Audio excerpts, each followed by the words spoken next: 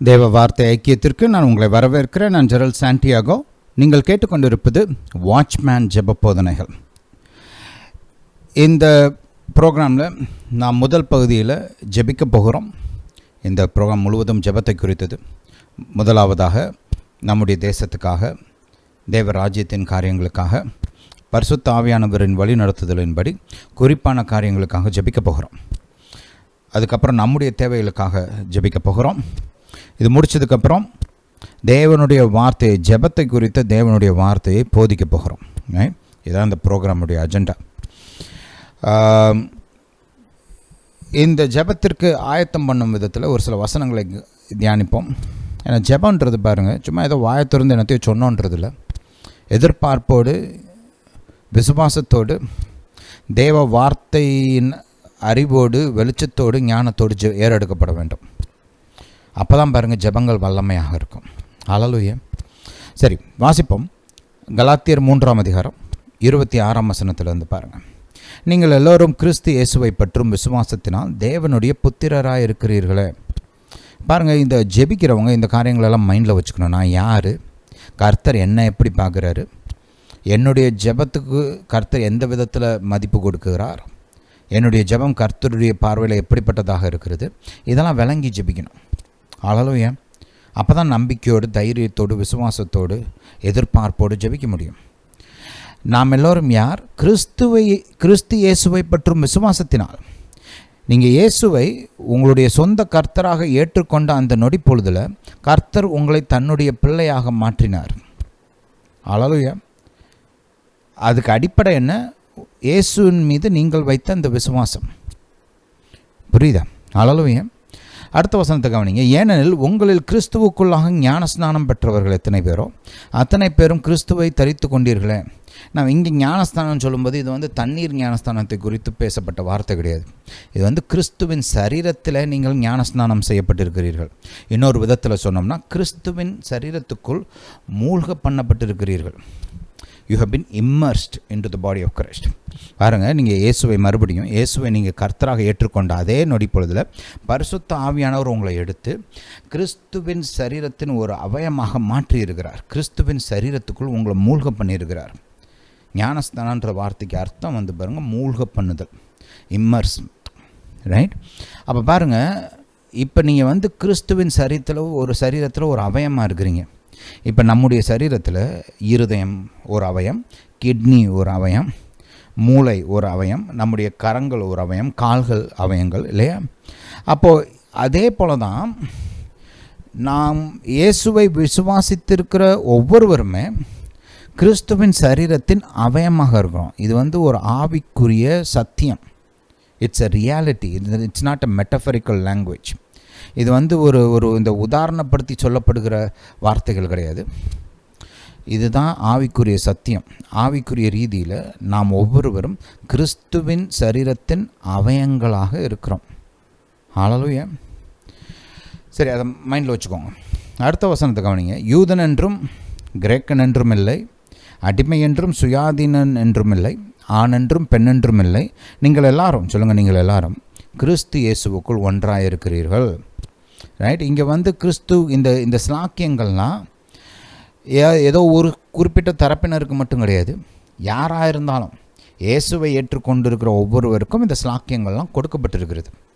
நீங்கள் அமெரிக்க தேசத்தானாக இருந்தாலும் சரி, கிரேக்க தேசத்தானாக இருந்தாலும் சரி, இஸ்ரவேல் தேசத்தானாக இருந்தாலும் சரி, ஆப்பிரிக்க தேசத்தானாக இருந்தாலும் சரி, சீன தேசத்தானாக இருந்தாலும் சரி, இந்திய தேசத்தானாக இருந்தாலும் சரி, எந்த கண்டத்திலிருந்து வந்திருந்தாலும், எந்த தேசத்திலிருந்து வந்திருந்தாலும், இயேசுவை விசுவாசித்தீர்கள் என்றால் நீங்கள் தேவனுடைய பிள்ளைகள், கிறிஸ்துவின் சரீரம், ஆபிரகாமின் வித்து.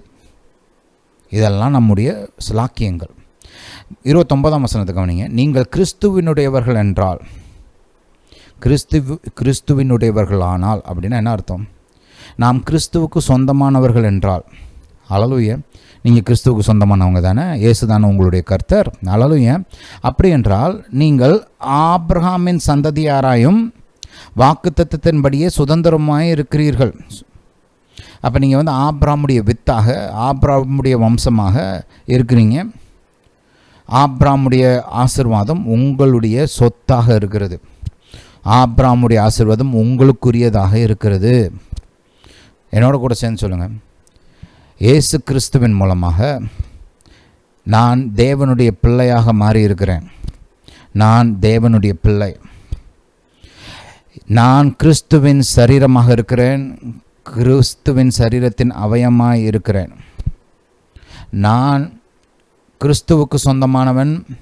ஆகையால் நான் ஆபிரகாமின் சந்ததியாகவும் ஆபிரகாமின் வித்தாகவும் இருக்கிறேன். ஆபிரகாமுடைய ஆசீர்வாதங்கள் எனக்கு சொந்தம். ஆண்டவராகிய இயேசு கிறிஸ்துவின் இரத்தத்தினாலே வானத்தையும் பூமியும் படைத்த சர்வ வல்லமையுள்ள தேவனோடு எனக்கு உடன்படிக்கை இருக்கிறது. ஹல்லேலூயா. இதெல்லாம் பாருங்கள், ஆவிக்குரிய ரீதியில் ரொம்ப முக்கியமான காரியங்கள். இதுதான் உங்களுக்கு கர்த்தர் முன்னாடி போய் நிற்கிறதுக்கு, தைரியமாக ஜெபிக்கிறதுக்கு உரிமையை கொடுக்கிறது. எது? அவருடைய புத்திரராக இருக்கிறது, கிறிஸ்துவின் சரீரமாக இருக்கிறது, ரைட். கர்த்தரோடு கூட ஒரு உடன்படிக்கை இருக்கிறது, ரைட். ஆபிரகாமின் சந்ததியாக இருப்பது.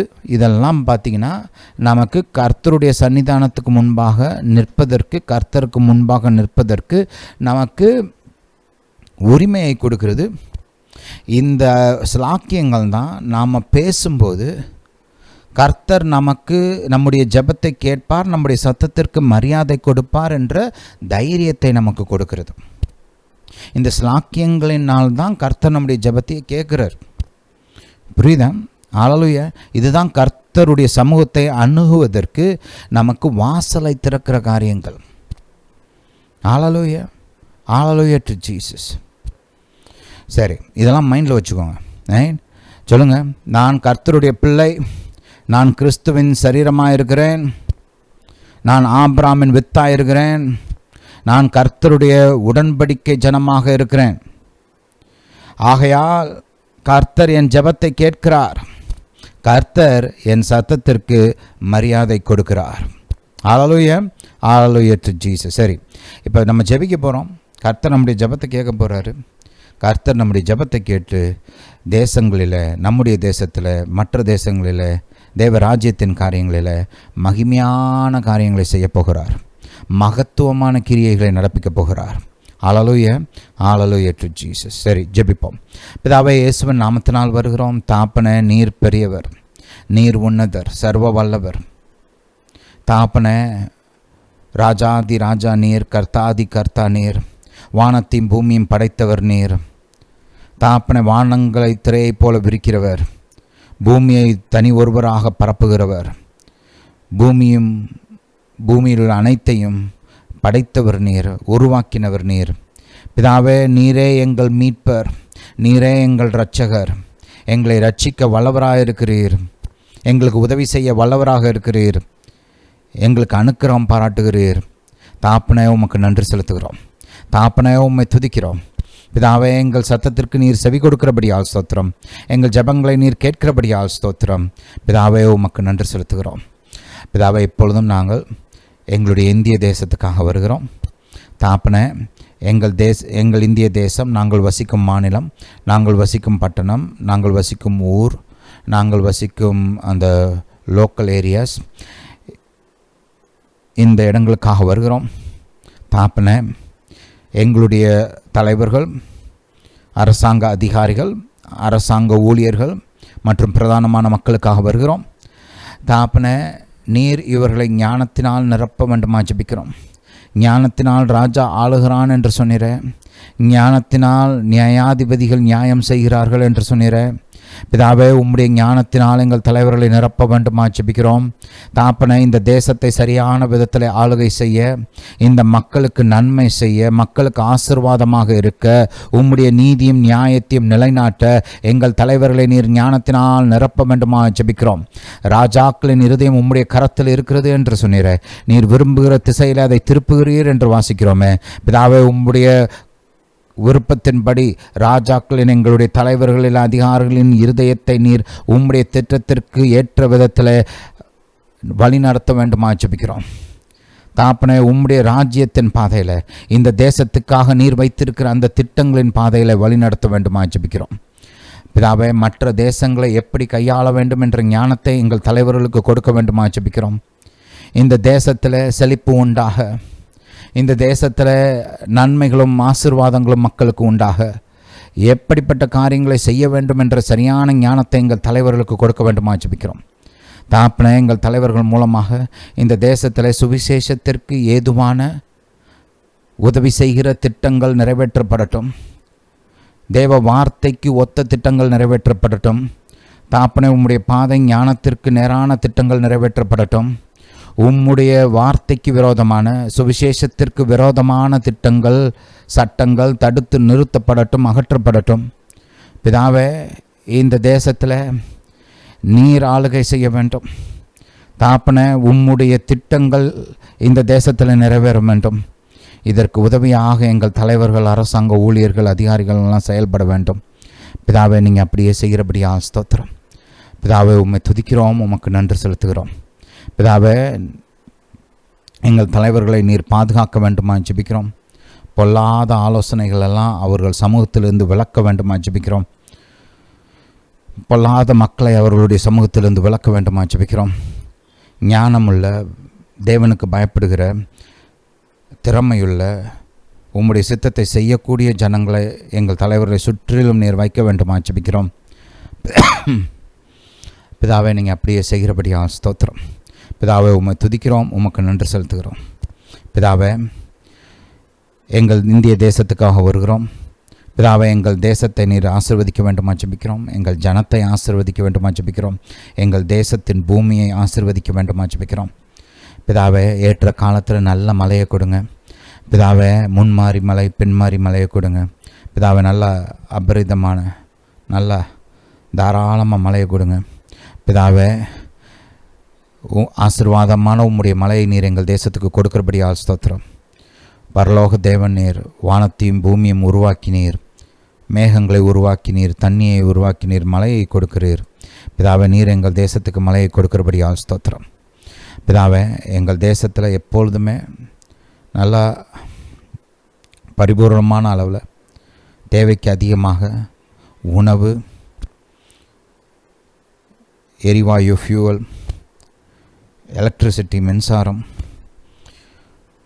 மற்றும் தண்ணீர், இதெல்லாம் எங்கள் தேசத்தில் எப்போதுமே தேவைக்கு அதிகமாகவே இருக்கணும். தாப்பனே, நல்ல தாராளமான சப்ளை நீங்கள் கொடுக்க வேண்டுமா ஜெபிக்கிறோம். பிதாவே, நீங்கள் அப்படியே செய்கிறபடியால் ஸ்தோத்திரம். பிதாவே, எங்கள் தேசத்தின் பொருளாதாரத்தை ஆசீர்வதிங்க. எங்கள் தேசத்தின் பொருளாதாரத்தை பலப்படுத்துங்க. தாப்பனே, வேலை வாய்ப்புகளை அதிகமாக கொடுங்க. நல்ல பிஸ்னஸஸ், கம்பெனிஸ், இண்டஸ்ட்ரீஸ், ஆர்கனைசேஷன்ஸ் கொடுங்க. எல்லா அளவுகளிலையும் தாப்பனே, சின்ன ஒரு சாமானிய மனுஷன் உருவாக்குற தொழில், வேலை வாய்ப்பு, இண்டஸ்ட்ரி, கம்பெனியும் சரி, பெரிய பெரிய கம்பெனிஸ், கார்ப்பரேட் கம்பெனிஸும் சரி, எல்லா விதத்துலையும் தாப்பனே, எல்லா அளவுகளையும் நீர் எங்களுக்கு தொழில்களையும், கம்பெனிஸையும், இண்டஸ்ட்ரீஸையும் கொடுக்க வேண்டுமா ஜெபிக்கிறோம். தாப்பனே, எங்கள் விவசாயிகளை ஆசீர்வதிங்க. எங்கள் விவசாயிகள் செழிக்க வேண்டுமா ஜெபிக்கிறேன். தாப்பனே, எங்கள் விவசாயிகள் தலைக்கணும், அவங்க வளரணும், அவங்களுக்கு லாபங்கள் உண்டாகணும். தாப்பனே, எங்கள் விவசாயிகளை நீங்கள் பாதுகாக்க வேண்டுமா ஜெபிக்கிறேன். எல்லா விதமான ஆபத்துகளிலிருந்தும், பொல்லாப்புகளிலிருந்தும், அப்ரஷனிலிருந்தும் அவங்கள பாதுகாக்க வேண்டுமா ஜெபிக்கிறேன். தாப்பனே, எங்கள் விசுவாசிகள் சாகாமல் பிழைத்திருக்கட்டும். எங்கள் விவசாயிகள் சாகாமல் பிழைத்திருக்கட்டும். நீங்கள் விவசாயிகளுக்கு இரக்கம் பாராட்ட வேண்டுமா ஜெபிக்கிறேன். பிதாவை, நீங்கள் அப்படியே செய்கிறபடியால் ஸ்தோத்திரம். பிதாவை, இப்பொழுதும் கூட எங்கள் தேசத்தின் எல்லைகளை நீங்கள் பாதுகாக்க வேண்டுமா ஜெபிக்கிறேன்.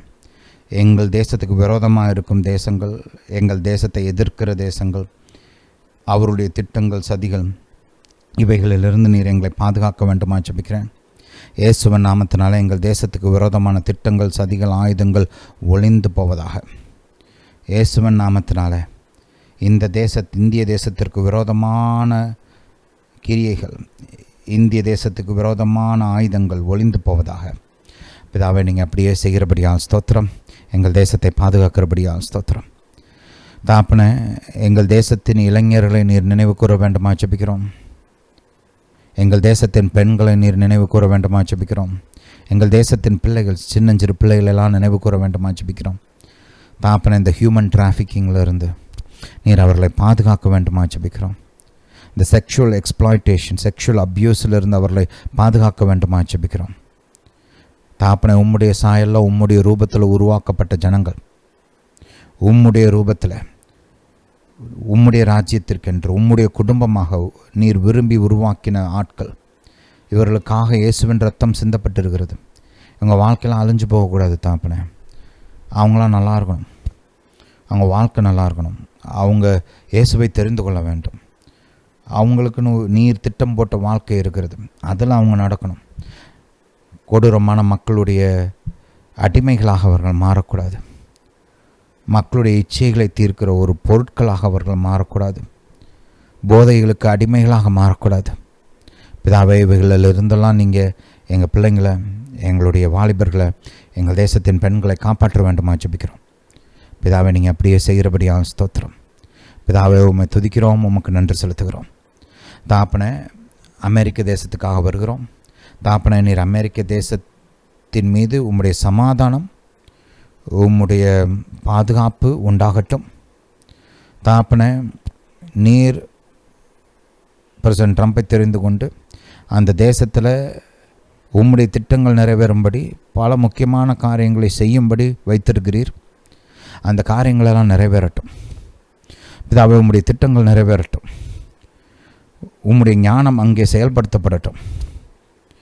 அதற்கு விரோதமாக நிற்கிறவர்கள் தாப்பனை, நீங்கள் அவங்கள சந்திங்க.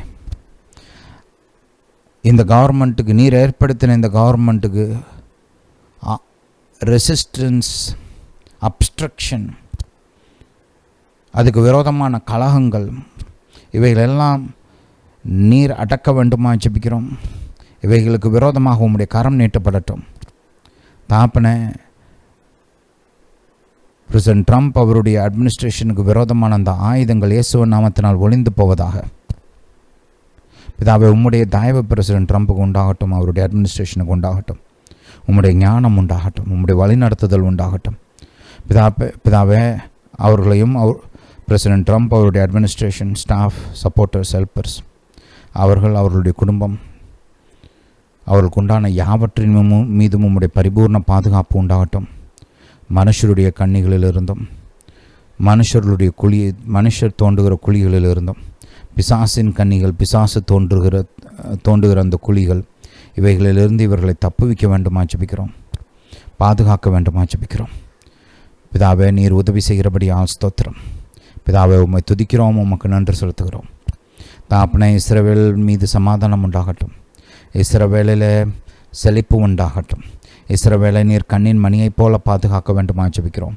எல்லா தீமைக்கும் விலக்கி பாதுகாக்க வேண்டுமா ஜெபிக்கிறோம். இயற்கையின் மூலமாக உண்டாகிற அழிவுகளுக்கு விலக்கி பாதுகாக்க வேண்டுமா ஜெபிக்கிறோம். டெரரிசத்திற்கு விலக்கி பாதுகாக்க வேண்டுமா ஜெபிக்கிறோம். எல்லா சத்துருக்களுக்கும் விலக்கி பாதுகாக்க வேண்டுமா ஜெபிக்கிறோம். தாப்பனை, இஸ்ரவேலின் சத்துருக்களுக்கு விரோதமாக உம்முடைய கரம் நீட்டப்படட்டும். இஸ்ரவேலுக்கு முன்பாக இஸ்ரவேலின் சத்துருக்கள் முறியடிக்கப்படட்டும். ஒரு வழியாய் வருகிறவர்கள் 7 வழியாய் திரும்ப ஓடட்டும். இஸ்ரவேலுக்கு விரோதமாக உருவாக்கப்படும் எல்லா ஆயுதங்களும் வாய்க்காமலே போவதாக. பிதாவே, நீர் உதவுகிறபடியால் ஸ்தோத்திரம். இஸ்ரவேலை காக்கிற தேவன் உறங்குவதில்லை, அயர்வதில்லை என்று வாசிக்கிறோமே. தாப்பனை, உம்முடைய வார்த்தையின்படியே இஸ்ரவேலை நீர் பாதுகாக்க வேண்டுமா ஜெபிக்கிறோம். பிதாவை, நீங்கள் அப்படியே செய்கிறபடியால் ஸ்தோத்திரம். பிதாவே, என்னுடைய சத்தத்தை கேட்டுக்கொண்டிருக்கிற ஒவ்வொருவருக்காகவும் வருகிறேன். உம்முடைய பலத்த கரத்தை நீட்டி உம்முடைய ஜனத்தை நீர் குணமாக்க வேண்டுமா ஜெபிக்கிறேன். இயேசுவின் நாமத்தினால வியாதிகள் நீங்குவதாக, வலி வேதனைகள் நீங்குவதாக. இயேசுவின் நாமத்தினால செயல்படாத உறுப்புகளிலே ஜீவன் உண்டாகட்டும். செயல்படாத உறுப்புகள் செயல்பட ஆரம்பிக்கட்டும். இயேசுவின் நாமத்தினால பலன் உண்டாகட்டும். சரீரம் உயிர்ப்பிக்கப்படட்டும். இழந்து போன அந்த பலன் மறுபடியும் உண்டாகட்டும். பிதாவே,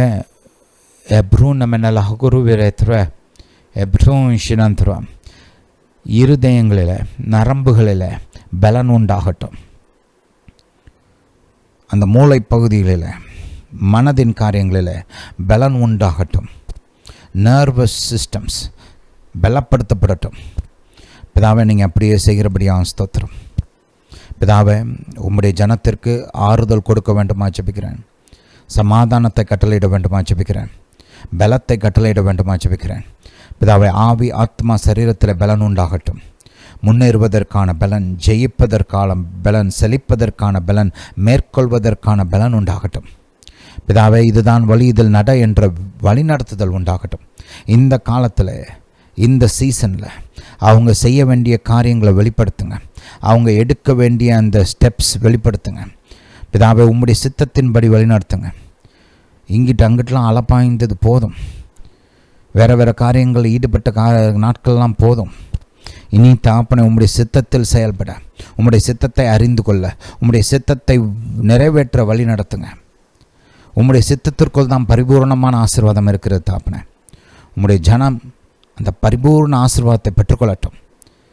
தேவ சித்தத்தை நிறைவேற்றி உமக்கு முன்பாக நின்று செய்து முடித்துட்டேன், எங்கள் ஏசப்பா சொன்ன மாதிரி நீர் கொடுத்த வேலையை முடிச்சிட்டேன்னு சொல்லத்தக்கதாக சித்தத்தை நிறைவேற்ற உதவி பண்ணுங்க. பிதாவை, நீங்கள் அப்படியே செய்கிறபடியால் ஸ்தோத்திரம். பிதாவை, எங்கள் ஜெபத்தை கேட்டபடியால் ஸ்தோத்திரம். பிதாவை, மகிமையான காரியங்களை நிறைவேற்றினபடியால் ஸ்தோத்திரம். பிதாவை, இப்பொழுதும் கூட நீர் எங்களுக்கு ஜெபிக்க போதிக்க வேண்டுமா ஜெபிக்கிறோம். உம்முடைய வார்த்தையை எங்களுக்கு போதிக்க வேண்டுமா ஜெபிக்கிறோம். ஜெபத்தை குறித்த ஞானம், புத்தி, அறிவு, வெளிச்சத்தை எங்களுக்கு கொடுக்க வேண்டுமா ஜெபிக்கிறோம். எங்கள் ஜெப வாழ்க்கையை பலப்படுத்த வேண்டுமா ஜெபிக்கிறோம், கட்ட வேண்டுமா ஜெபிக்கிறோம். பிதாவே, கிறிஸ்துவின் சரீரத்தில் பரிந்துரை செய்கிறவர்களையும் ஜாமக்காரர்களையும் எழுப்ப வேண்டுமா ஜெபிக்கிறோம். பிதாவே, உம்மோடு கூட உறவாட, ஒரு ஐக்கியத்தை உண்டாக்க, உம்மோடு கூட ஒரு நெருங்கின உறவுக்குள் வளர நீர் எங்களுக்கு உதவி செய்ய வேண்டுமா ஜெபிக்கிறோம். ஜெபத்தில் வல்லவர்களாக நீர் எங்களை மாற்ற வேண்டுமா ஜெபிக்கிறோம். பிதாவை, நீங்கள் அப்படியே செய்கிறபடியாக ஸ்தோத்திரம்.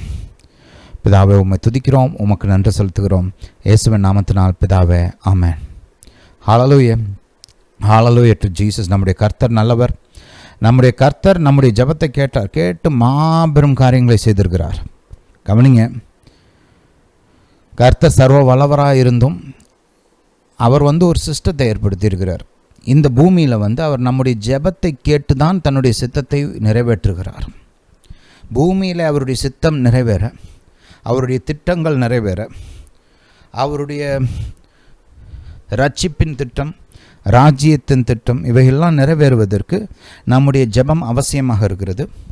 அதனால தான் ஆண்டவராக இயேசு ஜெபிக்க கற்றுத்தரும்போது முதலாவது என்ன சொல்கிறாரு, ரைட், பரலோகத்தில் உம்முடைய சித்தம் நிறைவேற்றப்படுவது போல பூலோகத்திலும் நிறைவேற்றப்படுவதாக உம்முடைய ராஜ்யம் வருக. அதுதான் ஃபஸ்ட்டு ப்ரேயர் பாயிண்ட். ஒவ்வொரு கிறிஸ்தவனும் இதை நோட் பண்ணணும். கர்த்தரை ஆராதிக்கணும், அவருக்கு நன்றி சொல்லணும். ரைட். அடுத்து தேவ ராஜ்யத்தின் காரியங்களுக்காக ஜெபிக்கணும், தேவ சித்தத்தின் காரியங்களுக்காக ஜெபிக்கணும். அதுக்கப்புறம் தான் நம்ம தேவைகளுக்கெல்லாம் ஜெபிக்கணும். புரியுதா? இதுதான் டிவைன் மெத்தட் ப்ரேயருக்கு.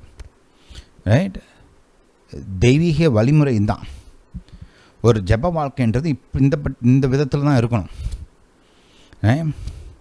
ஏசப்பா என்ன சொன்னார்? முதலாவது தேவ ராஜ்யத்தை தேடு, தேவ ராஜ்யத்தையும் அவருடைய நீதியும் தேடு.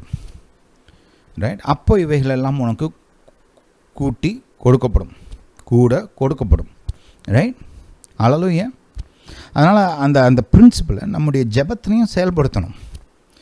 ஜெபத்தில் நம்மளை குறித்து மட்டுமே பேசிகிட்டு இருக்கக்கூடாது எப்போதும். ரைட். நம்முடைய தேவைகளுக்காகவும் ஜெபிக்கணும், அதெல்லாம் முக்கியம், தப்பு கிடையாது. ரைட். அதெல்லாம் செய்யணும், கட்டாயம். ரைட். அதெல்லாம் முக்கியம். ஆனால் ஒரு ஆர்டர் இருக்குது, டிவைன் ஆர்டர் அப்படின்னு ஒன்று இருக்குது. அதை ஃபாலோ பண்ணிங்கன்னா உங்கள் வாழ்க்கையில் பெருத்த நன்மைகள் உண்டாகும். அநேக நேரங்களில் நீங்கள் ஜெபிக்கிற காரியங்கள் மட்டும் இல்லை, உங்கள் சொந்த தேவைகளுக்காக ஜெபிக்கிற காரியங்கள் மட்டும் கிடையாது, நீங்கள் ஜெபிக்காத காரியங்களையும் கற்று சேர்த்து கொடுப்பார். ஆனால் அதுக்கு பிரின்சிபலை ஃபாலோ பண்ணணும். அந்த தேவ ராஜ்யத்தை முதல்ல வைக்கணும். புரியுதா? Hallelujah, hallelujah to Jesus. சரி, வாசிப்போம். மத்தேயு 26ஆம் அதிகாரம். இங்கே பார்த்தீங்கன்னா நம்முடைய ஆண்டவராகிய இயேசுவின் அந்த ராப்போஜனம், அதுக்கப்புறம் அவர் கெத்செமனே தோட்டத்தில் ஜெபித்த ஜெபம், அவருடைய பாடுகளின் ஆரம்பம், இதெல்லாம் இந்த அதிகாரத்தில் போதிக்கப்படுது. ரைட். நம்ம குறிப்பாக அந்த இயேசு செய்த அந்த ஜெபத்தை தியானிக்க போகிறோம். அவர் போதித்த அந்த காரியங்களை தியானிக்க போகிறோம். போன வாரத்தில் ஆரம்பித்தோம் இதை, இன்றைக்கி தொடர்ந்து அதை நம்ம செய்யலாம். 36ஆம் வசனத்தில் இருந்து, அப்பொழுது இயேசு அவர்களோட கெத்செமனே எனப்பட்ட இடத்திற்கு வந்து சீஷர்களை நோக்கி, நான் அங்கே போய் ஜெபம் பண்ணும் அளவும் நீங்கள் இங்கே உட்கார்ந்திருங்கள் என்று சொல்லி பேதுருவையும் ஜெபதேயுவின் குமாரர் இருவரையும் கூட்டிக் கொண்டு போய் துக்கம் அடையவும் வியாகுலப்படவும் தொடங்கினார். இங்கே நம்ம பார்க்குறோம், இயேசு இந்த தோட்டத்துக்கு வர்றார். ரைட். பொதுவாக பார்த்திங்கன்னா ஏசப்பா வந்து தனியாக போய் தான் ஜெபிப்பார். ரைட். பல இடங்களில் நம்ம அதை பார்க்குறோம். ரைட். அவர் மட்டும் தனியாக போய் ஜெபிப்பார். சீஷர்கள் கூட இருந்தாங்கன்னா அவங்களெல்லாம் விரட்டி விட்டுட்டு, ரைட், நீங்கள் போங்க முன்னாடி அப்படின்னு சொல்லிட்டு அவராக போய் ஜெபிப்பார். இல்லைன்னா காலங்காத்தால் யாரை எந்திரிக்கிறதுக்கு முன்னாடி, ரைட், விடிய காலைக்கு ரொம்ப நேரத்துக்கு முன்னாடி அவராக தனியாக போய் ஜெபிச்சுட்ருப்பார். அப்புறம் அவராக தனியாக போய் முழுதும் ஜெபிப்பார் இல்லையா? ஆனால் இந்த இடத்துல பாருங்கள், அவர் வந்து ஜெபிக்க வராரு. ஆனால் இங்கே வந்து இந்த ஒரு 3 பேரை எக்ஸ்ட்ராவாக கூட்டிகிட்டு போகிறார் கூட, ரைட், ஜெபிப்பதற்காக. நம்ம இங்கே பார்க்குறோம், மறுரூப மலையில் இவங்க கூட போனாங்க. ஆனால் அங்கே கூட போனாலும் ஜெபிச்சது ஏசப்பா மட்டும்தான் ஜெபிச்சுட்டு இருந்தார், இவங்களும் தூங்கிட்டு இருந்தாங்க. ரைட். நீங்கள் அதை நல்லா படிச்சு பாருங்க. ஏசப்பா ஜெபிச்சுட்டு இருந்தார், இவங்க தூங்கிட்டு இருந்தாங்க. அப்புறம் தூக்கத்துலேருந்து எந்திரிச்சு பார்க்கும்போது தான் பார்க்குறாங்க, ஏசப்பாவுடைய அந்த மகிமையை பார்க்குறாங்க. மோசேவும் எலியாவும் அங்கே மகிமையாக வெளிப்பட்டு ஏசப்பா கூட பேசுகிறத பார்க்குறாங்க. அந்த இடத்துல கூட்டிகிட்டு போயிருந்தாலும் இந்த மாதிரி ஜெபிக்கிறதுக்குன்னு கூட்டிகிட்டு போகல. அவங்களுக்கு தன்னை வெளிப்படுத்தணும், அவங்க வந்து பிதாவோட சத்தத்தை கேட்கணும், அதுக்காக கூட்டிகிட்டு போகிறார். ஆனால் இந்த இடத்துல இந்த 3 பேரையும் ஜெபிப்பதற்கு என்று கூட்டிகிட்டு போகிறார். ஹல்லேலூயா. இந்த பாயிண்ட்டை நோட் பண்ணுங்கள். பைபிளில் எழுதப்பட்ட எல்லாத்துக்குமே ஒரு காரணம் இருக்குது. இன்றைக்கி நான் ஒரு பர்டிகுலர் பாயிண்ட்டை நான் உங்களுக்கு எடுத்து காமிக்க போகிறேன். ஆவியானவருடைய வழிநடத்துதல். இந்த விழித்திருந்து ஜெபிப்பதற்கு ஆவியானவருடைய வழிநடத்துதல் வந்து ரொம்ப முக்கியமான ஒரு காரியம். ரைட். நம்ம பொதுவாக நமக்கு தேவன் கொடுத்த அந்த வார்த்தையின் வெளிச்சத்தை வச்சு ஜெபிக்கலாம். ரைட். அதில் வந்து எது முக்கியம், எது நல்லது, எது ஆசீர்வாதமானது, எது கெட்டது, எது மோசமானது, எந்த காரியங்களை நம்ம தடுக்கணும் அப்படின்னு அந்த வேதத்தின் அறிவில் வச்சு பொதுவான விதத்தில் நம்ம ஜெபிக்கலாம். அப்படியும் நீங்கள் விழித்திருந்து ஜெபிக்கலாம். ரைட். அதுக்கு ஒரு முக்கியத்துவம் இருக்குது. ஆனால் இந்த ஆவியானவருடைய வழிநடத்துதல் இருந்தால் தான் நீங்கள் வந்து அந்த ஒரு ஜாமக்காரனாக செய்ய வேண்டிய அந்த காரியங்களெல்லாம் சரியாக செய்ய முடியும். ஏன்னா அந்த சத்ருவுடைய திட்டங்கள், ஆவிக்குரிய உலகத்தில் அவன் என்ன திட்டம் போடுறான், என்னத்தை கொண்டு வர போகிறான் அப்படின்றதெல்லாம் அறிந்து ஜெபிக்கிற ஒரு லெவல் இருக்குது. பொதுவாக எனக்கு தெரிந்த காரியங்களை வச்சு, வேதத்தில் எழுதப்பட்ட காரியங்களை வச்சு ஜெபிக்கிறது ஒரு லெவல். இன்னொன்று வந்து ஆவியானவர் நடக்க போகிற காரியங்களை முன்னமே அறிவித்து இது காரியங்களுக்கெல்லாம் ஜெபி அப்படின்னு சொல்கிற ஒரு லெவல் இருக்குது. அதுக்கப்புறம் பிசாசு அவன் போட்டு வச்சுருக்கிற திட்டங்கள் எந்த விதத்தில் அட்டாக் பண்ண போகிறான். ஏன்னா வேதம் சொல்லுது இல்லையா, யாரை விழுங்கலாமோ என்று வகை தேடி சுற்றி திரிகிறான். இங்கே நம்ம பார்க்குறோம், அவன் ஏசப்பாவை சோதிக்கிறதுக்கு வரான். ஏசப்பாவை வந்து தேவ சித்தத்தை விட்டு விலகச் செய்யும் ஒரு நோக்கத்தோடு சோதிக்க வர்றான் இல்லையா. அப்புறம் பார்த்திங்கன்னா வேதம் போதிக்குது, பேதுருவை விளைவிக்கிறதுக்கு பிசாசு திட்டம் போட்டிருக்கிறான் அப்படின்னு ஏசப்பா முன்னாடியே ஜெபிச்சு சொல்கிறாரு இல்லையா. முன்னாடியே ஆவியானவர் வந்து அதை வெளிப்படுத்துகிறார் ஏசப்பாக்கு. அதை வாசித்தா நல்லதுன்னு நினைக்கிறேன். இந்த காரியங்களெல்லாம் கொஞ்சம் மைண்டில் வச்சுக்கோங்க. அதை போய் வாசிச்சிருவோம். லூக்கா போங்க. லூக்கா 22ஆம் அதிகாரம். இங்கே பார்த்தோம்னா ராப்போஜனத்தின் அந்த நேரத்தில் ஏசப்பா வந்து சீஷர்கள் எல்லாத்தையும் பேசிகிட்டு இருக்கிறாரு. அப்படி பேசிகிட்டு இருக்கும்போது பேதுருவை பார்த்து பேசுகிறார். ஒரு 31ஆம் வசனத்திலிருந்து வாசிப்போம். லூக்கா 22:31ஆம் வசனத்திலிருந்து. பின்னும் கர்த்தர், சீமோனே சீமோனே, இதோ கோதுமையை சுலகினால் புடைக்கிறது போல சாத்தான் உங்களை புடைக்கிறதற்கு உத்தரவு கேட்டுக்கொண்டான். நானும் உன் விசுவாசம் ஒளிந்து போகாதபடிக்கு உனக்காக வேண்டிக் கொண்டேன். நீ குணப்பட்ட பின்பு உன் சகோதரரை ஸ்திரப்படுத்து என்றார். இங்கே பார்த்தோம்னா ஏசு அந்த விழித்திருந்து ஜெபிக்கிறத பார்க்குறோம். இங்கே விழித்திருந்துன்னா சும்மா கண்ணை திறந்து இருக்கிறது மட்டும் கிடையாது, தூங்காமல் விழித்திருப்பது மட்டும் கிடையாது. அந்த பீயிங் வாட்ச்ஃபுல்ன்றது வந்து இந்த ஆவிக்குரிய விதத்துலேயும் நம்ம விழித்திருப்பது என்ற அர்த்தம் கொண்ட ஒரு வார்த்தை. ரைட்? வாட்ச் அண்ட் ப்ரே, விழித்திருந்து ஜெபம் பண்ணுங்கள்னா ஆவிக்குரிய விதத்தில் நம்ம விழித்திருக்கணும், கண்கள் திறக்கப்பட்டவர்களாக இருக்கணும். ரைட்?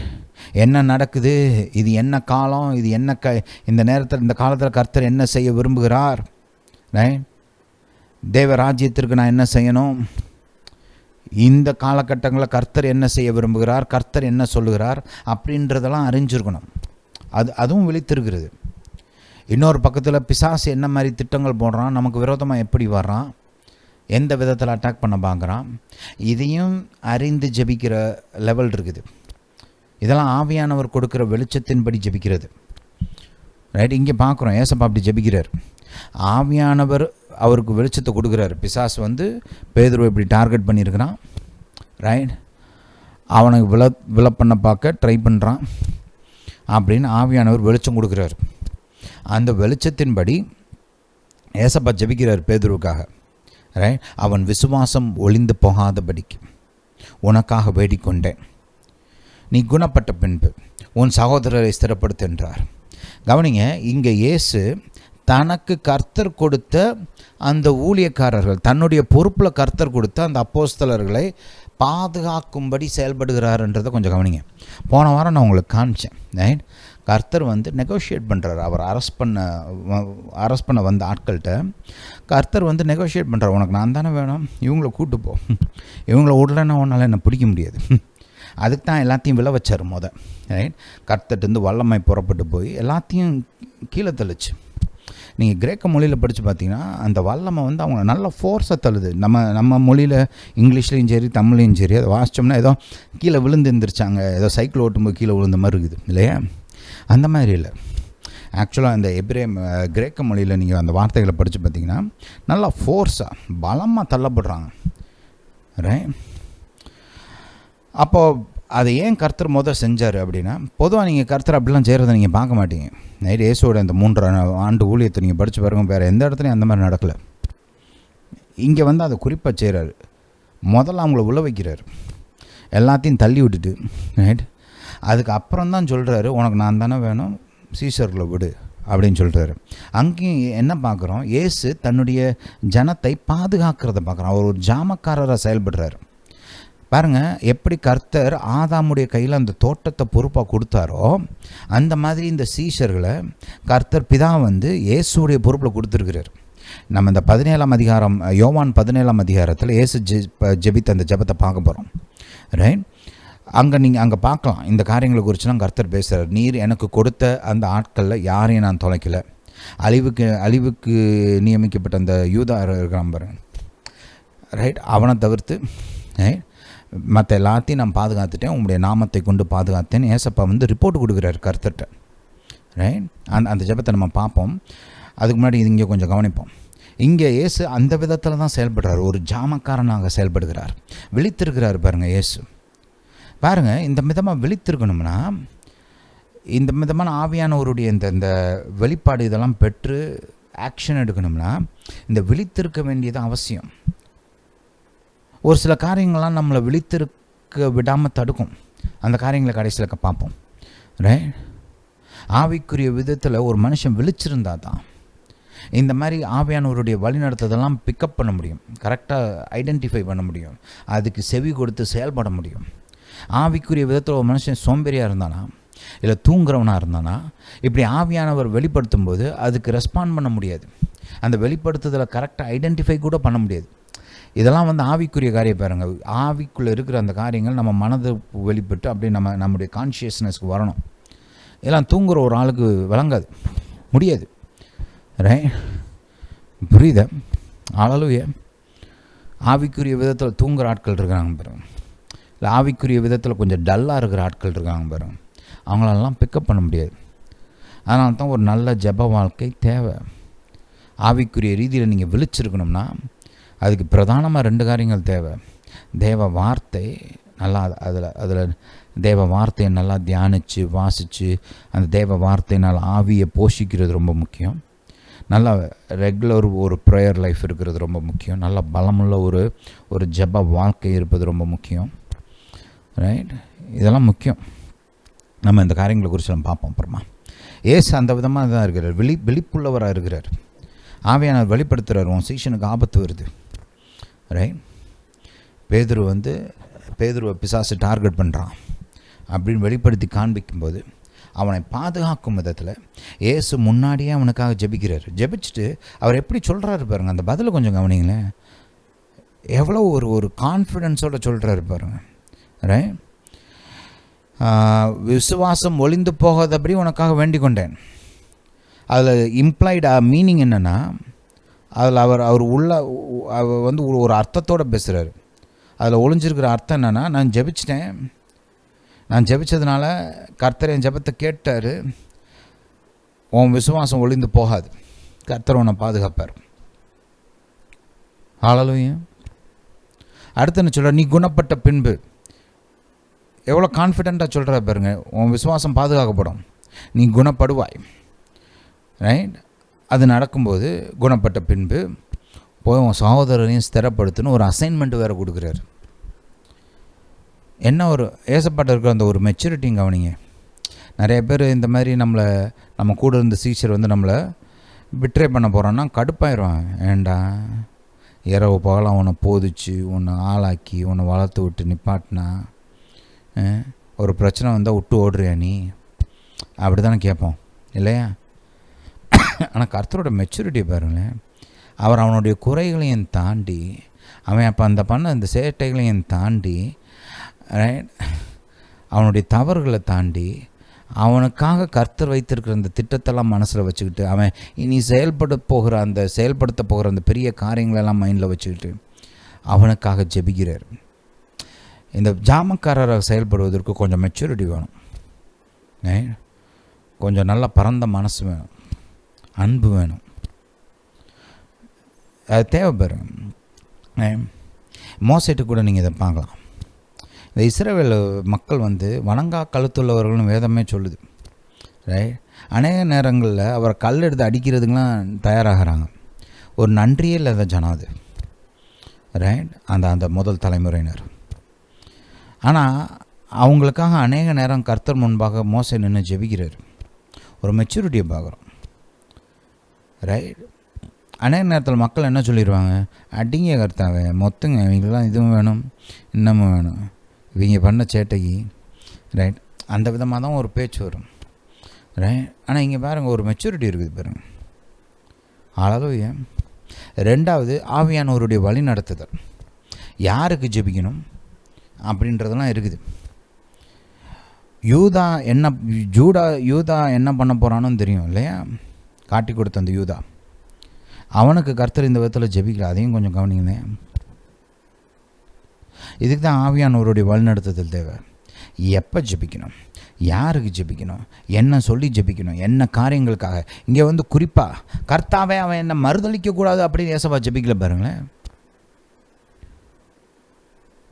இன்ட்ரெஸ்டிங் பாயிண்ட் இல்லையா? அவன் மறுதளிக்க போகிறான்னு தான் ஆவியானவர் வெளிப்படுத்துகிறாரு, ரைட்? அவனை பிசாசு டார்கெட் பண்ணுறாருன்றதையும் வெளிப்படுத்துகிறாரு. கர்த்தாவே அவன் என்னை மறுதளிக்கக்கூடாது அப்படின்னு கேட்கல. ஏன் இந்த பாயிண்ட்லாம் காமிக்கிறேன்னா, ஆவியானவர் ஒரு குறிப்பான காரியத்தை என்ன ஜெபிக்கணும், யாருக்கு ஜெபிக்கணும், எப்படி ஜெபிக்கணும் அப்படின்னு ஆவியானவர் வழிநடத்துகிறாருன்றதை கொஞ்சம் கவனிங்களேன். ஹல்லேலூயா, ஹல்லேலூயா டு ஜீசஸ். இந்த பாயிண்ட்லாம் மைண்டில் வச்சுக்கோங்க, ரைட்? சரி, அப்போ பாருங்கள், இந்த விதமாக இயேசு ஆவியானவரால் வழிநடத்தப்படுகிறவராக இருந்தார். அவருடைய இந்த ஜெப வாழ்க்கை, அவர் விழித்திருந்து ஜெபித்த இந்த காரியங்களில் ஆவியானவருடைய ஒரு பெரிய பங்கை நீங்கள் பார்க்க முடியும். கிறிஸ்தவர்களாகிய நாமும் இப்படி ஆவியானவருடைய உதவியோடு விழித்திருந்து ஜெபிக்கிறவர்களாக இருக்க வேண்டும். இது முக்கியம். ஹல்லேலூயா, ஹல்லேலூயா டு ஜீசஸ். சரி, 36 37 வாசித்தோம் இல்லையா? மறுபடியும் மத்தேயு 26, மத்தேயு 26 38 வாசிப்போம்.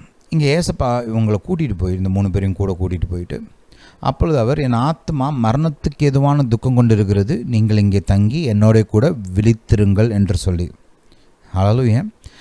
சற்று அப்புறம் போய் முகங்குப்புற விழுந்து, என் பிதாவே, இந்த பாத்திரம் என்னை விட்டு நீங்க கூடுமானால் நீங்குபடி செய்யும், ஆகிலும் என் சித்தத்தின்படி அல்ல உம்முடைய சித்தத்தின்படியே ஆகக்கடவது என்று ஜெபம் பண்ணினார். 40ஆம் வசனம். பின்பு அவர் சீஷர்களிடத்தில் வந்து அவர்கள் நித்திரை பண்ணுவதைக் கண்டு பேதுருவை நோக்கி, நீங்கள் 1 மணி நேரமாவது என்னோடே கூட விழித்திருக்க கூடாதா? அளவு நீங்கள் சோதனைக்குட்படாதபடிக்கு விழித்திருந்து ஜெபம் பண்ணுங்கள். ஆவி உற்சாகம் உள்ளது தான், மாம்சமோ பலவீனம் உள்ளது என்றார். இயேசுடைய இந்த வெற்றியை பாருங்கள். ரைட், இயேசுடைய வெற்றியில் பல பகுதிகள் இருக்குது. ரைட், அவர் தன்னுடைய சொந்த வாழ்க்கையை பாதுகாக்கணும், தன்னுடைய சொந்த வாழ்க்கையில் அவர் கர்த்தருக்கு கீழ்ப்படிந்து நடக்கணும், கொடுக்கப்பட்ட தேவ சித்தத்தை நிறைவேற்றி முடிக்கணும், அவர் கொடுக்கப்பட்ட அந்த பொறுப்பு, அவர் பொறுப்பில் கொடுக்கப்பட்ட அந்த ஜனங்களை பாதுகாக்கணும், தொடர்ந்து தேவ ராஜ்யத்தின் காரியங்கள் பரலோகத்துக்கு அவர் போனதுக்கப்புறமும் நடக்கணும். இதெல்லாம் இயேசு மனசில் வச்சு ஜாக்கிரதையாக ஜெபிக்கணும். இயேசு விழித்திருந்து ஜெபிக்கிறத பார்க்குறோம். அந்த விதமாக தான் ஜெபிக்கிறார். ரைட், கண்கள் திறக்கப்பட்டவராக, ஆவியானவருக்கு கொடுக்குற அந்த வெளிச்சத்தை பெற்றவராக, ரைட், கர்த்தருடைய வழி நடத்துதலின்படி ஞானத்தின்படி விழித்திருந்து ஜெபிக்கிறத நாம் பார்க்குறோம். இங்கேயும் பார்த்தீங்கன்னா என்ன நடக்க போகுதுன்றது ஆவியானவர் முதலே காமிச்சிருக்கிறார். என்ன நடக்கப் போவது என்பதை ஆவியானவர் மூலமாக அறிந்து அதுக்கு ஆயத்தம் பண்ணும் விதத்தில் தான் ஏசப்பா இங்கெல்லாம் ஜெபிச்சிட்டு இருக்கிறார். அந்த சோதனையை மேற்கொள்ளணும், சீஷர்களை பாதுகாக்கணும், ரைட், அந்த சிலுவை மரணத்தை கரெக்டாக வெற்றிகரமாக முடிக்கணும், ரைட், அந்த பாடுகளை மேற்கொள்கிறதுக்கு அதுக்கு அந்த காரியங்களெல்லாம் வெற்றி பெறணும், கர்த்தர் கொடுத்த அந்த பொறுப்பை நிறைவேற்றி முடிக்கணும். இதெல்லாம் மைண்டில் வச்சுக்கிட்டு தான் அவர் விழித்திருந்து ஜெபிக்கிறார்.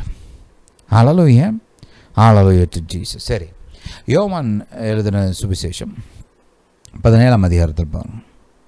இங்கே நம்ம இயேசு எப்படி விழித்திருந்து ஜெபிக்கிறார்னு பார்க்குறோம். நடக்க போகிற காரியங்களெல்லாம் அவர் அறிந்து தான் ஜெபிக்கிறார்.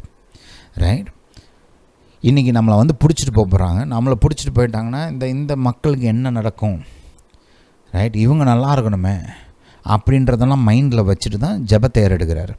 அந்த முதல் பகுதியில் பார்த்திங்கன்னா பிதாட்ட ஏசப்பா அவர் கொடுத்த அந்த காரியங்களெல்லாம் அவர் எப்படி செஞ்சு முடிச்சிட்டாருன்னு சொல்லி ஜெபிக்கிறார். ரைட், இப்போ முதல்ல ஏசப்பா அந்த வசனங்களை கொஞ்சம் வாசிப்போம். 3ஆம் வசனத்தை கவனிங்க.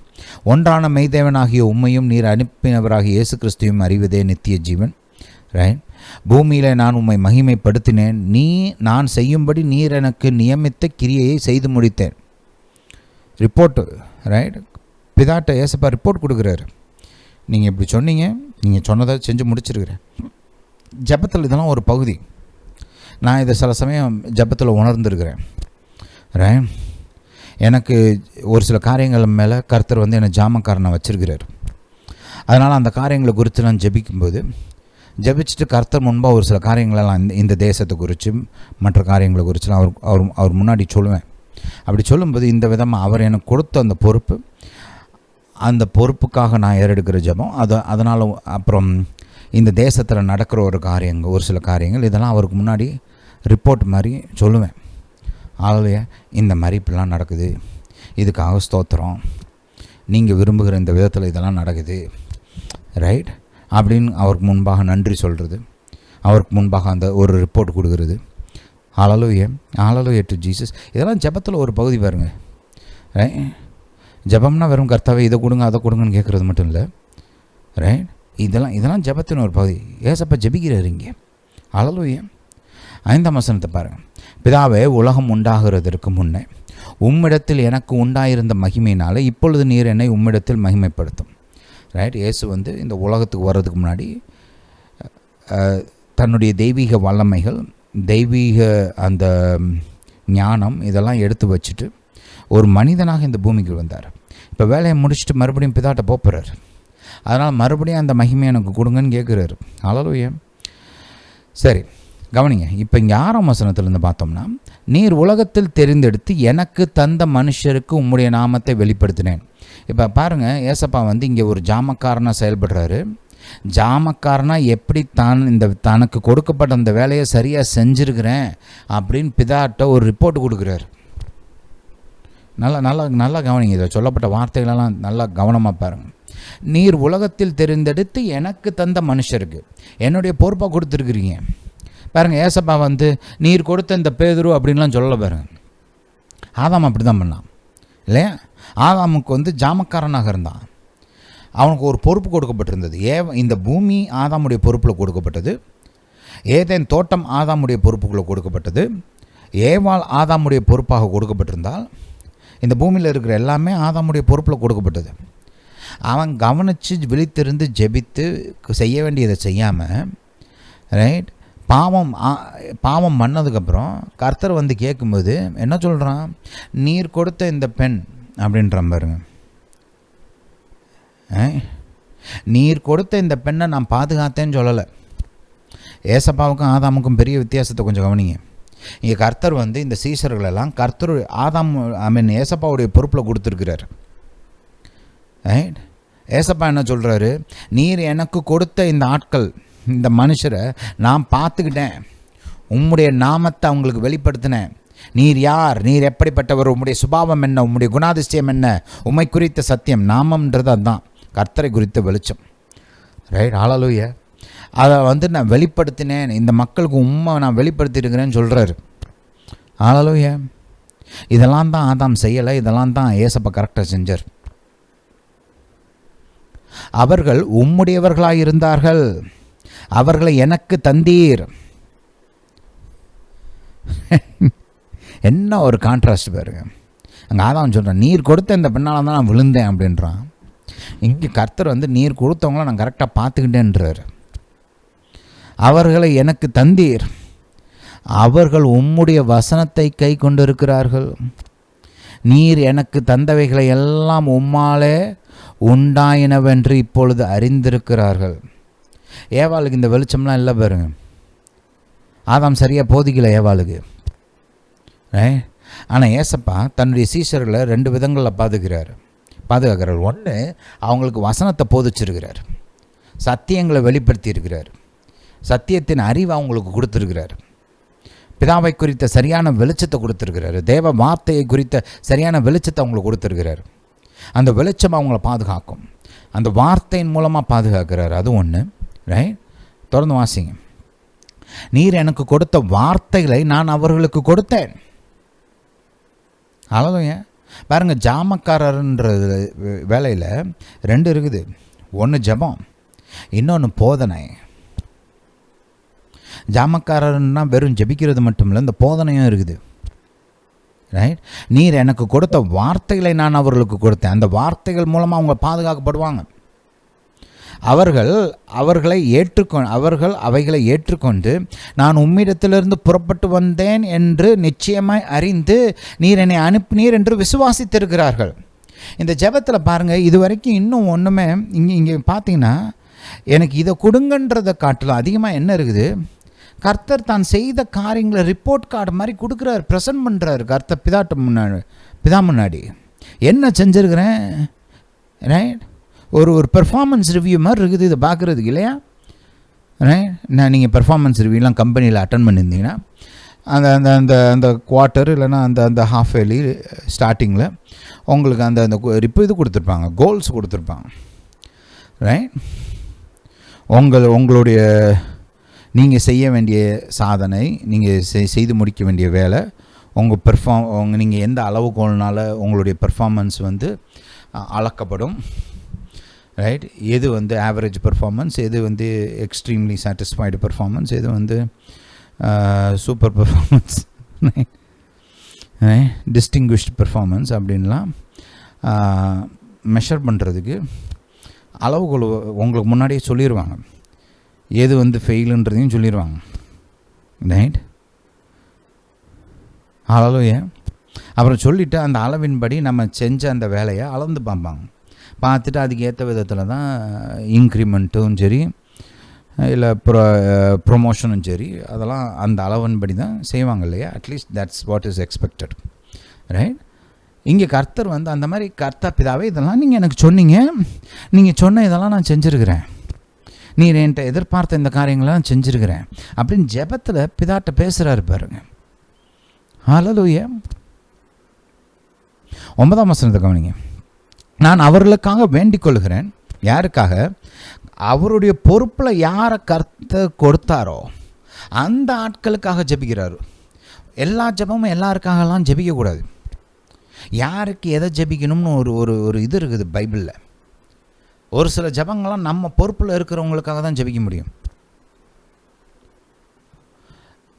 நம்ம பொறுப்புக்கு வெளியில் இருக்கிற ஆட்களுக்கு வந்து பாருங்கள், அவங்களுக்காக நம்ம ஜெபிக்கலாம். ஆனால் அந்த அத்தாரிட்டி லெவல் அதெல்லாம் கொஞ்சம் மாறும்.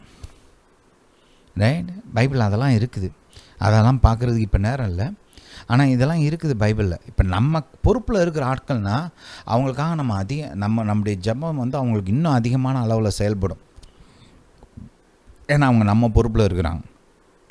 நம்முடைய அந்த ஆளுகை இல்லை நம்முடைய அந்த அதிகாரத்துக்கு உட்பட்டவங்களாக இருக்கிறாங்க. அதனால் அவங்க லைஃப்பில் வந்து பாருங்கள், நம்முடைய ஜெபம் இன்னும் நல்லா ஆழமாக இன்னும் நிறையா செயல்படும். இங்கே யாருக்காக ஜெபிக்கிறார் பார்த்தோம்னா, அவருடைய பொறுப்பில் கர்த்தர் யாரெல்லாம் கொடுத்தாரோ அவங்களுக்காக ஜெபிக்கிறார். ஹல்லேலூயா. நான் அவர்களுக்காக வேண்டிக் கொள்கிறேன். உலகத்துக்காக வேண்டிக் கொள்ளாமல் பாருங்கள், யாருக்கு ஜெபிக்கலன்னு சொல்கிறார். ஒரு சில ஜெபம்லாம் உலகத்தில் இருக்கிறவங்களுக்கெல்லாம் ஜெபிக்கக்கூடாது. அதெல்லாம் அவங்களுக்கு ஒர்க் ஆகாது.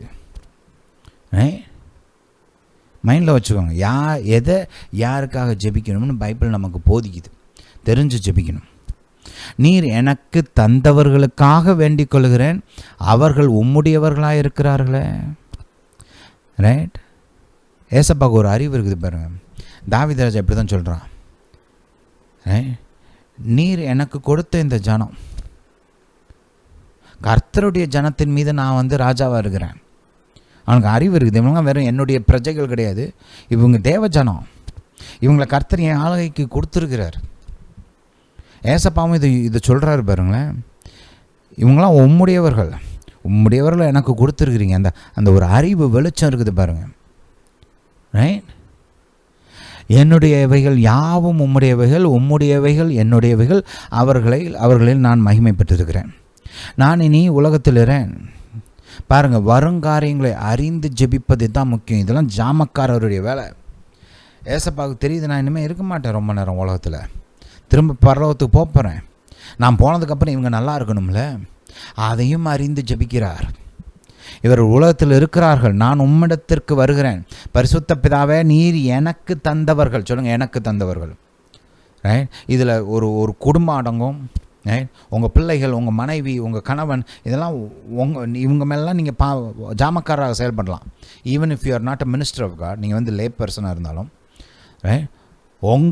உங்களுக்குன்னு கொடுக்கப்பட்ட அந்த மனைவி, உங்களுக்கும் கொடுக்கப்பட்ட அந்த பிள்ளைகள், இவங்களெல்லாம் நீங்கள் பாதுகாக்கணும். இதெல்லாம் உங்கள் பொறுப்பு. உங்கள் குடும்பம், இதெல்லாம் உங்கள் பொறுப்பு. ஹல்லேலூயா. மனைவி மாதிரி பாருங்கள், உங்கள் கணவன், உங்கள் பிள்ளைகள் பொறுப்பு.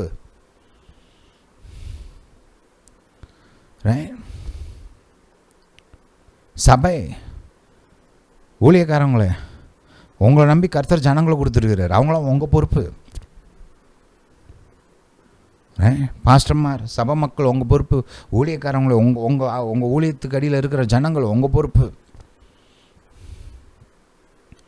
ஹல்லேலூயா. எனக்கு தந்தவர்கள். சொல்லுங்கள், எனக்கு தந்தவர்கள். நம்மை போல் ஒன்றாய் இருக்கும்படிக்கு நீர் அவர்களை உம்முடைய நாமத்தினாலே காத்துக்கொள்ளும். எப்படி நல்லா தெளிவாக ஞானத்தோட ஆவியானவருடைய உதவியோட கர்த்தர் இங்கே வந்து ஜெபிக்கிறாருன்றதை கவனிங்க. இதெல்லாம் ஒரு ஜாமக்காரனின் ஜெபம். தான் பொறுப்பில் இருக்கிற மக்கள் பாதுகாக்கப்பட வேண்டும் என்ற ஜெபம். நான் அவர்களோடனே உலகத்தில் இருக்கையில் அவர்களை உம்முடைய நாமத்தினால் காத்து கொண்டேன். Again Jesus functioning as a watchman. நான் பார்த்துக்கிட்டேன், அவங்கள நான் பாதுகாத்தேன். நீர் எனக்கு தந்தவர்களை காத்து கொண்டு வந்தேன். இதுதான் அதான் செஞ்சுருக்கணும்.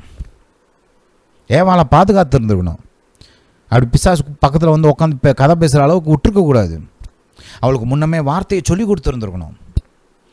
கர்த்தர் அவனுக்கு போதிச்சதெல்லாம் ஏவாளுக்கு டிரான்ஸ்ஃபர் பண்ணி இருந்திருக்கணும். அந்த தோட்டத்துக்குள்ளே பிசாசு வராமல் தடுத்துருந்துருக்கணும். இந்த காரியங்கள் ஆதாம் முற்றுமாக ஒரு ஃபெயிலியராக இருந்தான். அந்த ஜாமக்காரன் அவன் வேலையை சரியாக செய்யவே இல்லை. புரியுதா? ஆனால் ஏசப்பா அதை பெர்ஃபெக்டாக செய்கிறார். நீர் எனக்கு தந்தவர்களை காத்து கொண்டு வந்தேன். வேத வாக்கியம் நிறைவேறத்தக்கதாக கேட்டின் மகன் கெட்டு போனானே அல்லாமல் யூதாஸ், அந்த யூதாஸ் இஸ்காரியத்தை தவிர வேறு யாரையும் நான் இழந்து போகலை. அதுவும் ஏன்? வேத வாக்கியம் நிறைவேறத்தக்கதாக. அல்லேலூயா. இப்பொழுது நான் உம்மிடத்திற்கு வருகிறேன். அவர்கள் என் சந்தோஷத்தை நிறைவாய் அடையும்படி உலகத்தில் இருக்கையில் இவைகளை சொல்லுகிறேன். நான் உம்முடைய வார்த்தையை அவர்களுக்கு கொடுத்தேன். நான் உலகத்தான் அல்லாதது போல அவர்களும் உலகத்தார் அல்ல, அதனால் உலகம் அவர்களை பகைத்தது. ஏசப்பா இதெல்லாம் யோசிக்கிறார். இந்த உலகம் என் சீஷர்களை பகைக்கும், அவங்களுக்கு உதவி தேவை. யோசித்து ஜெபிக்கிறார் பாருங்க. நீர் அவர்களை உலகத்தில் இருந்து எடுத்துக்கொள்ளும்படி நான் வேண்டிக் கொள்ளவில்லை. ஒரு சில கிறிஸ்தவர்களாம், கர்த்தாவே 2ஆம் முறை சீக்கிரம் வரட்டும், ராப்சர் இப்பயே வரணும்னு நினைக்கிறாங்க. ஏசப்பா அப்படி ஜெபிக்கல. அதுவேளை என்ன சொல்கிறாரு? நீர் அவர்களை தீமை நின்று காக்கும்படி வேண்டிக் கொள்ளுகிறேன். உம்முடைய சத்தியத்தினால் அவர்களை பரிசுத்தமாக்கும்.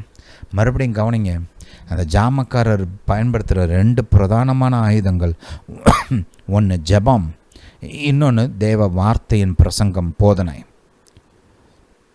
ஏசப்பா 2யுமே பயன்படுத்துகிறார். ஏன் இந்த ஜாமக்காரர் ப்ரேயர் டீச்சிங்னு ஏன் வச்சுருக்குறோம்? ஏன் வெறும் ஜெபம் மட்டும் வைக்கலைன்னா, ஜாமக்காரர்னா இது 2யுமே செய்யணும். ஜெபம், போதனை. ஏசப்பா அப்படி தான் செஞ்சார். ஏசப்பாவே சொல்கிறாரு இல்லையா, திரும்ப திரும்ப சொல்கிறாரு. அல்லேலூயா. அவர்களும் சத்தியத்தினாலே பரிசுத்தமாக்கப்பட்டவர்களாகும்படி அவர்களுக்காக நான் என்னைத்தானே பரிசுத்தமாக்குகிறேன். 19ஆம் வசனம், 20ஆம் வசனம். நான் இவர்களுக்காக வேண்டிக் கொள்கிறதும் அல்லாமல் கர்த்தர் நம்மளை குறிச்சும் யோசிச்சார். சீஷர்களை மட்டுமல்ல, அந்த சீஷர்கள் மூலமாக இயேசுவை அறிந்து கொள்ளப் போகிற நம்மை குறித்தும் அவர் யோசித்து ஜெபிக்கிறார் பாருங்க. இவர்களுடைய வார்த்தையினால் என்னை விசுவாசிக்கிறவர்களுக்காகவும் வேண்டிக் கொள்கிறேன். அவர்கள் எல்லாரும் ஒன்றாயிருக்கவும் பிதாவே, நீர் என்னை அனுப்பினதை உலகம் விசுவாசிக்கிறதற்காக நீர் என்னிலேயும் நான் உம்மிலேயும் இருக்கிறது போல அவர்கள் எல்லாரும் நம்மில் ஒன்றாயிருக்கவும் வேண்டிக் கொள்கிறேன். அவங்களுக்கு என்ன தேவை? அதிமுக்கியமாக என்ன தேவை? அந்த கிறிஸ்டியன் சக்ஸஸுக்கு, இண்டிவிஜுவல் சக்ஸஸ் மட்டுமில்ல, அந்த சபையாக ஒரு கிறிஸ்துவின் சரீரமாக அவங்க வெற்றி பெறுவதற்கு அவங்களுக்கு பிரதானமாக என்ன தேவை? ஒற்றுமை. ஒரு பக்கம் அவங்க பாதுகாக்கப்படணும், இன்னொரு பக்கம் அவங்களுக்கு ஒற்றுமை வேணும். அதை குறிப்பாக அந்த பாயிண்ட்டை மனசில் வச்சு அதுக்காக திரும்ப திரும்ப பல விதங்களில் ஜெபிக்கிறார்.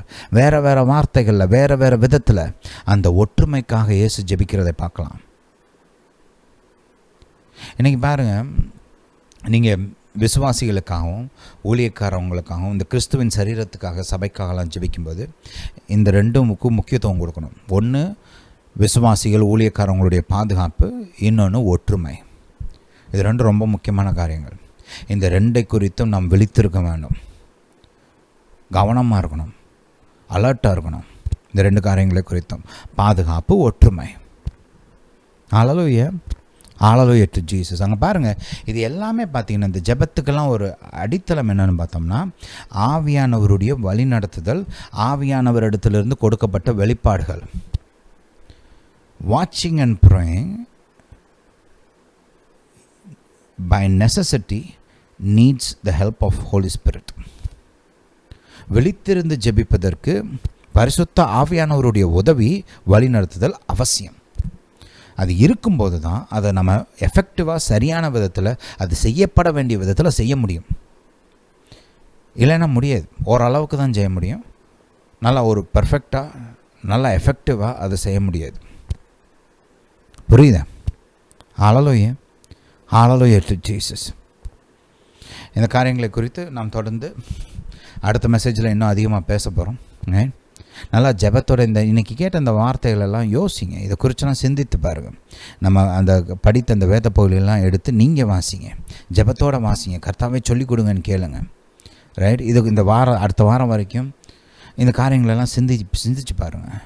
இது குறிச்செல்லாம் யோசிச்சு பாருங்கள். கொஞ்சம் அப்படி வண்டி ஓட்டுறப்ப, ரைட், வீட்டில் ஏதாவது வேலை பார்த்துட்ருக்கப்ப, இந்த வெளியில் போகிறப்ப வரப்போ, இல்லை தூக்கம் வராமல் இப்படி படுத்துருக்கிறப்ப இந்த காரியங்களை குறிச்செல்லாம் யோசிங்க. கர்த்தர் கூட பேசுங்க. கர்த்தாவே இப்படி சொல்லியிருக்கிறீங்களே, இப்படி அவங்க போதிச்சாங்களே, இது எப்படி, இதை குறித்து நீங்கள் என்ன நினைக்கிறீங்க, இதெல்லாம் எனக்கு சொல்லிக் கொடுங்க. நான் நல்லா ஜெபிக்கணும், நான் விழித்திருந்து ஜெபிக்கணும், நான் நல்லா ஒரு ஜாமக்காரனாக செயல்படணும், நீங்கள் எனக்கு கொடுக்கப்பட்ட பொறுப்புகளெல்லாம் நான் கவனமாக பார்த்துக்கணும், எனக்கு கொடுத்த மனைவி, எனக்கு கொடுத்த குடும்பம், எனக்கு கொடுத்த பிள்ளைகள், எனக்கு கொடுக்கப்பட்ட இந்த காங்கிரிகேஷன், எனக்கு கொடுக்கப்பட்ட இந்த மக்கள், எனக்கு கொடுக்கப்பட்ட இந்த ஊழியங்கள், இதெல்லாம் நான் கரெக்டாக பார்த்துக்கணும், இதெல்லாம் நான் பாதுகாக்கணும், உதவி பண்ணுங்கள், பரிசுத்த ஆவியானவரே எனக்கு வழி நடத்துங்க அப்படின்னு இதெல்லாம் கேட்கணும், பேசணும் கர்த்தர் கூட. ஏசப்பா இவ்வளோ அழகாக பேசுகிறாரு பாருங்க. அந்த ஜெபத்தில் ஒரு சில பக்கம் பார்த்திங்கன்னா பேசுகிறாரு கர்த்தர்கிட்ட, ரிப்போர்ட் சப்மிட் பண்ணுறாரு. இன்னொரு பக்கம் தான் செஞ்சு முடித்த வேலைகளெல்லாம் அறிவிக்கிறார் கர்த்தர்கிட்ட.